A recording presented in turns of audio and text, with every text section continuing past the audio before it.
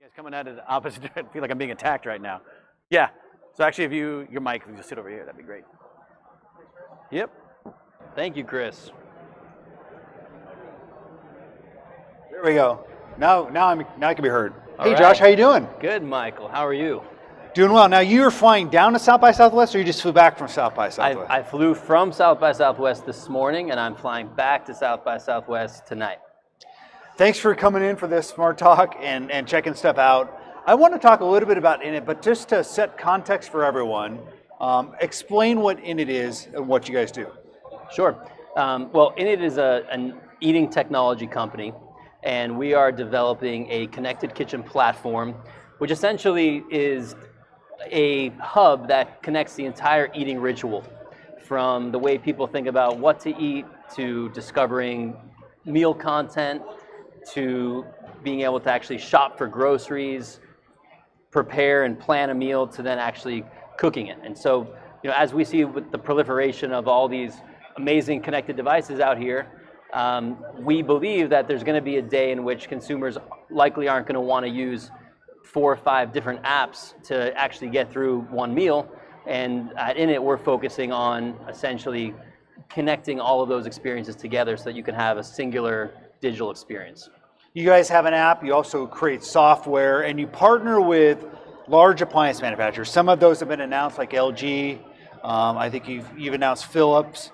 So talk a little bit about how you guys work with large appliance manufacturers. Are you essentially trying to create a kitchen operating system, or what are you doing for these guys, and why are they going to you? Yeah, I think kitchen operating system is more than appropriate to describe what we do. I mean, we have engineers on our team who will debate that this is not an operating system, but they're at the metaphorical they're at the operating bit and system, byte level, right? whereas Yeah. we're talking about exactly a metaphorical example.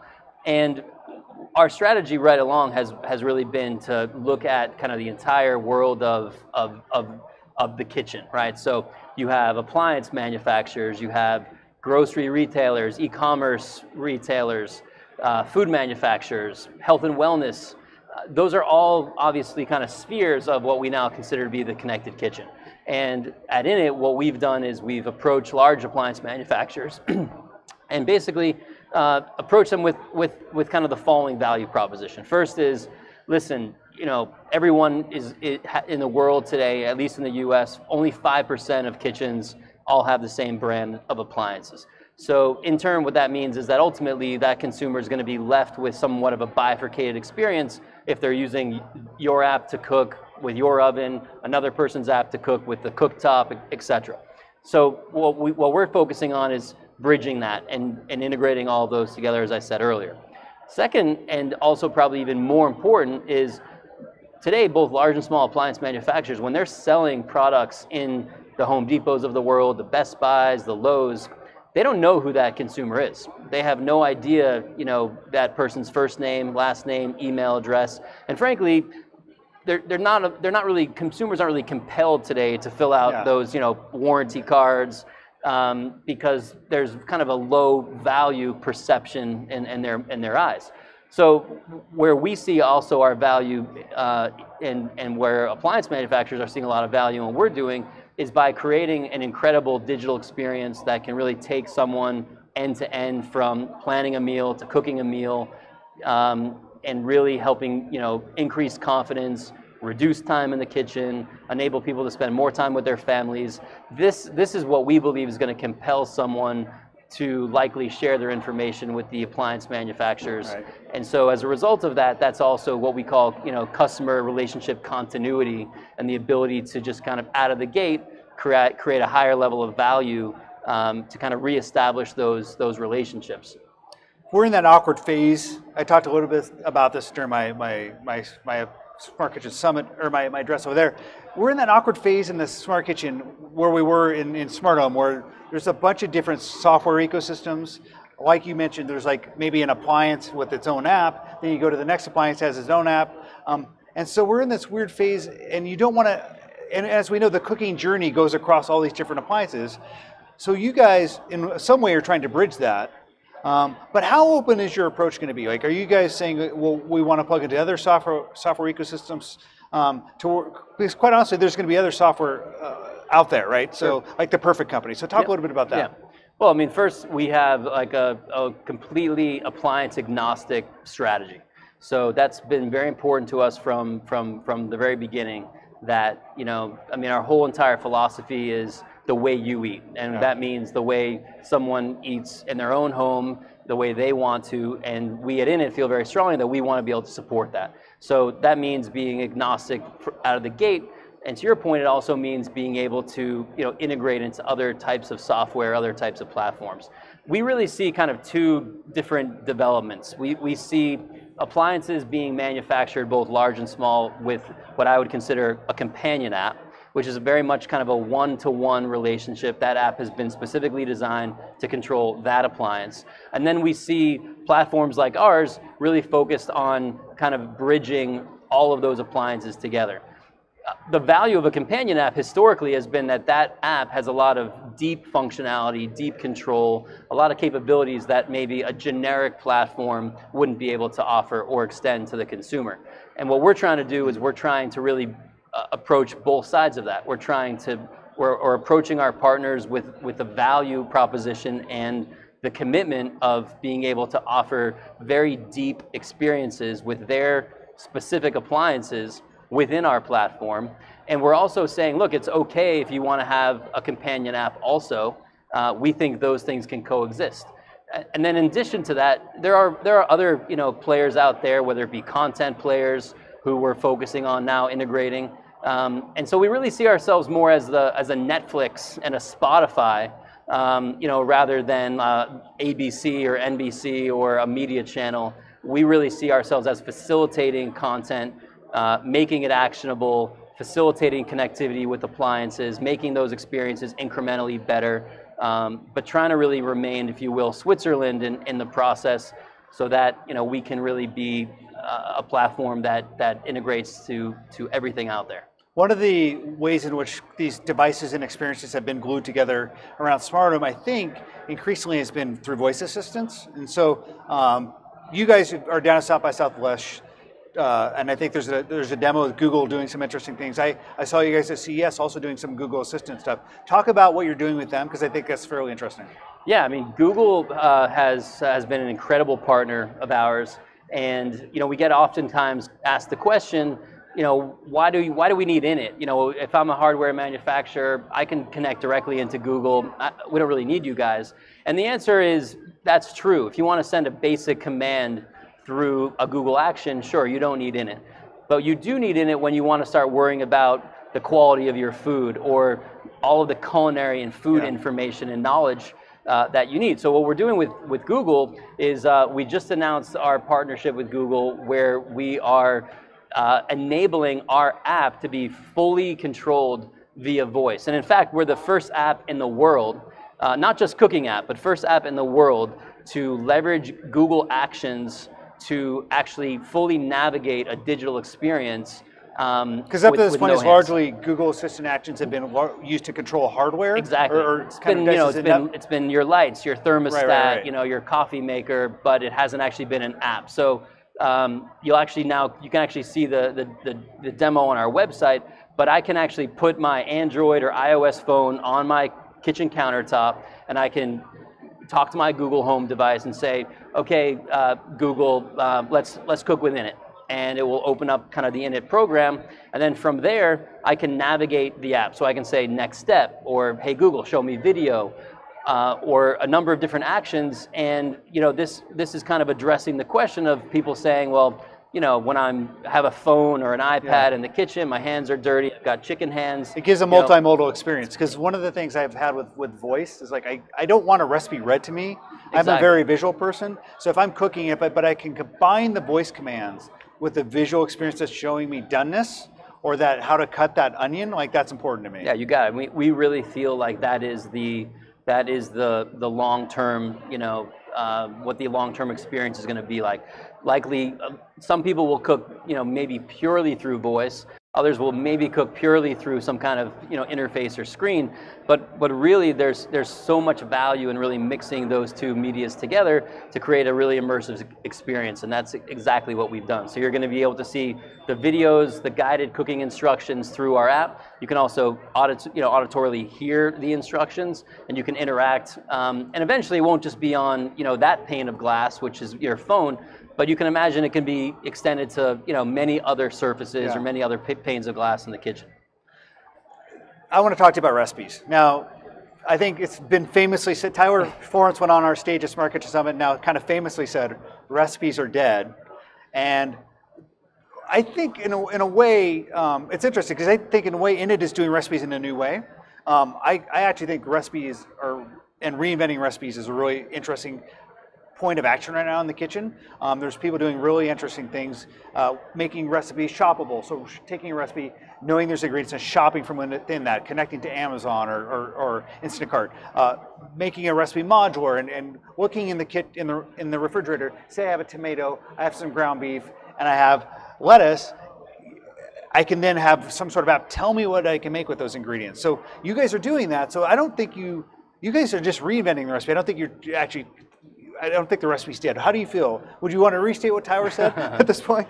You can clarify. I'm sticking to recipes are dead, but I'll explain. I'll clarify. Okay. When we say recipes are dead, what we really are talking about is the fact that maybe back in the day people would have recipes, recipe cards, written by family members, loved ones, been passed down from generation to generation.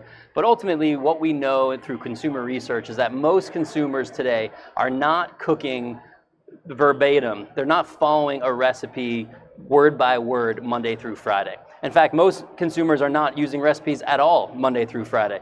They're worrying about getting home from work, figuring out what they're going to cook, getting the kids fed, kids bathed, kids getting the homework done.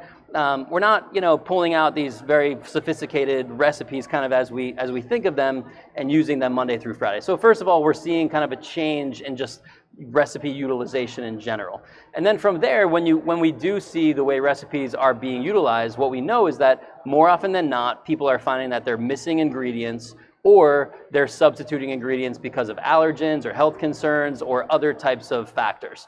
And so really our strategy is simply just built around, once again, the way people are eating today, which is we wanted to develop meal content that is fully customizable, that is completely substitutable, but provide some level of guardrails so that you're not, kind of starting from scratch. You can be inspired, you can get a great idea, but if you don't like the sauce, if you don't like the protein, if you don't like the veggie mix, you can begin to mix and match. And to your point, we see this kind of as the building block or the foundation for connectivity. You have to distill a recipe down anyway from a cooking method.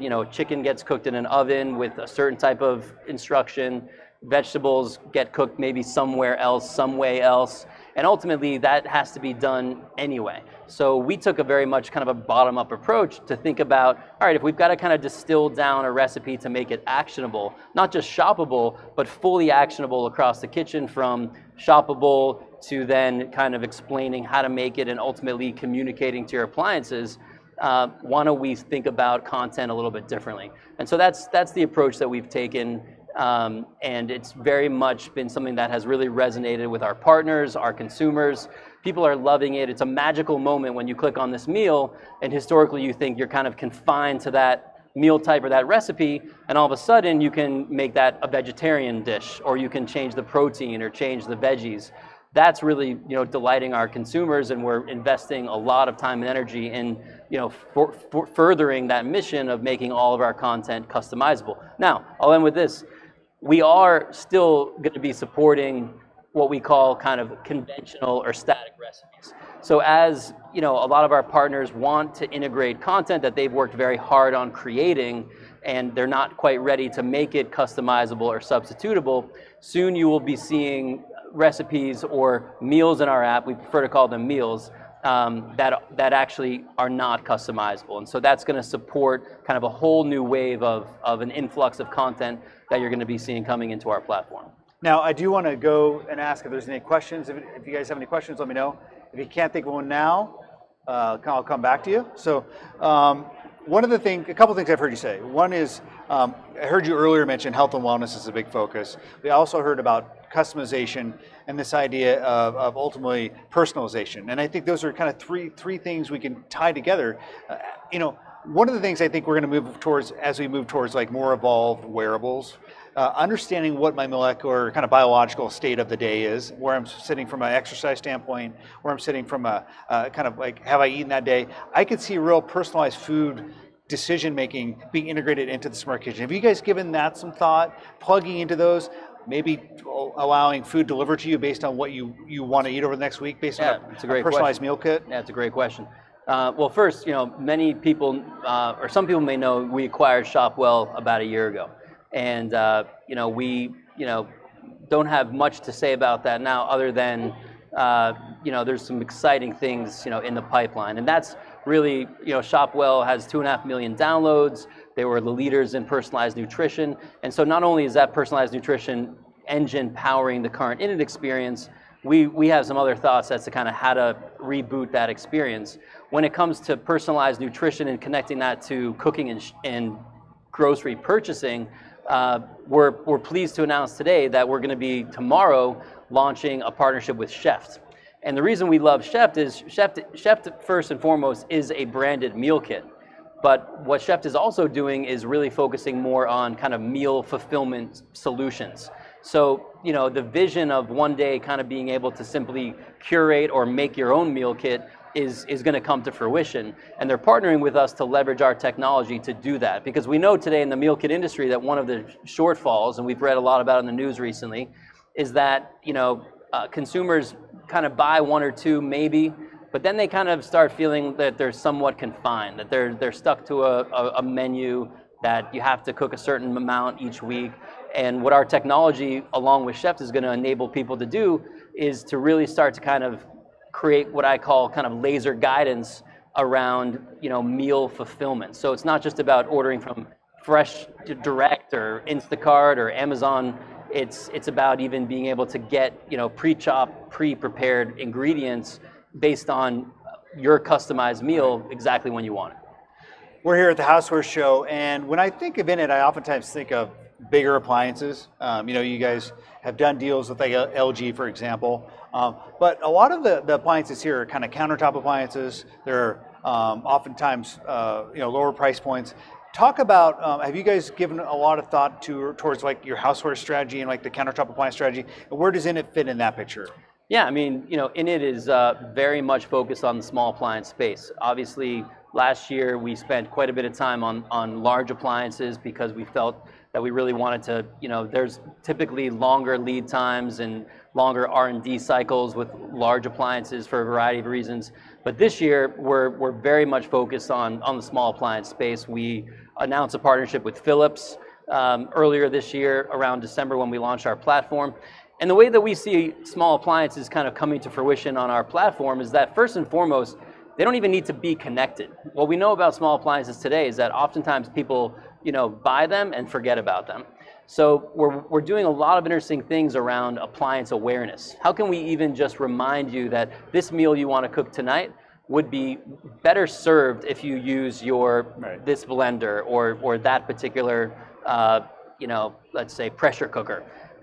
So that's first and foremost, is just kind of increasing utilization. But we very much see small appliances having a huge role in connectivity long term, and we're very much focused on integrating those partners into the mix, because ultimately, more often than not, people are using some level of small appliances and some kind of large appliance for most meal prep. And so we have every intention of kind of really building out the ecosystem on the small appliance side.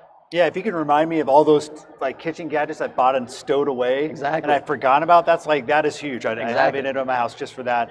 All these different tools I used to cook, let's look into the future a little bit. Tools I used to cook, whether it's a small electric down to like a cutting up, something I cut my food with, how much do we ultimately bring all those into like some sort of connected kitchen ecosystem, right? I think you could go beyond actually just stuff that has like an antenna and a wireless connection to it. Are you thinking about those? I think the way we think of our platform is having over time complete awareness of everything you have in your home. And sure, that's going to take some time, but we have some ideas as to how we can automate that or make that a little bit easier. We don't expect you to necessarily take inventory of, you know, every serving utensil or, you know, every small accoutrement or gadget, but the things that are meaningful, we want to be able to, over time, kind of ascertain that information. The more we learn about the items you have, whether it's a large appliance or it's a small little, you know, specialized slicer or dicer, the more we can kind of integrate that knowledge into the guidance that we provide that consumer. And we're very much about personalized guidance. So we're going to maybe walk you through a recipe a little bit differently than your neighbor, even though you're cooking the same dish, based on the things you have in your home. I think we have a question. Go ahead. Customization seems to be a big trend these days with family and cooking, and I just downloaded your app, and I noticed you have a family sharing. Is that in line with the whole customization? So I'm going to repeat the question. So customization is a big trend, and you downloaded the app, and there's a family sharing aspect, and is that connected into the customization component? So. Absolutely. I mean, today, you know, more often than not, our users, you know, and we're typically kind of careful to consider our users because we really look at most of our users likely as a family. You know, there's one person who's likely cooking for more than one person. And so we're really investing in customization, not just at an individual level, but at a family level. And, you know, if you look at Shopwell today, we have the essence of multiple profiles where you're able to kind of integrate your children or whomever you want into the experience, and we're going to be doing that in it as well, so that over time, you know, if your, let's say, husband is allergic to gluten and he's traveling that night and you want to have an awesome pizza, you can just kind of like change the profile settings, say this is no longer a meal that I'm looking for these individuals, and you're going to see new content, and so yeah, I mean, ultimately we really want to focus on the family and really focusing on extending those capabilities through our content. I remember when Netflix added profiles, right? And so there's a huge degree of contextuality around what you can do. And so if we know that, for example, my daughter's going to watch TV with me, we're not going to necessarily recommend Walking Dead. So I would imagine you could apply the same type of thinking around food. If we know that a gluten-sensitive person is there, you don't necessarily want to have those types of meals, I would think. Yeah, or, you know, if it's two people, maybe it's date night. You know, maybe you're gonna see different kinds of content. If we know you're cooking for your children over time, you know, often adults will cook a different meal for their kids than they will themselves. Yeah. So what does that look like, you know, from an experience perspective? So we're thinking about all those things and ensuring that over time, as an operating system needs to, you've got to kind of account for, you know, all these different scenarios in order to support the way people eat, you know, on a daily basis. Do we have any other questions? No? Hey, well, I want to thank Josh Siegel, COO of Innit, for talking to me, man. Thank you. I appreciate it. Thanks so much. Give him a round of applause. Thank you. That's good.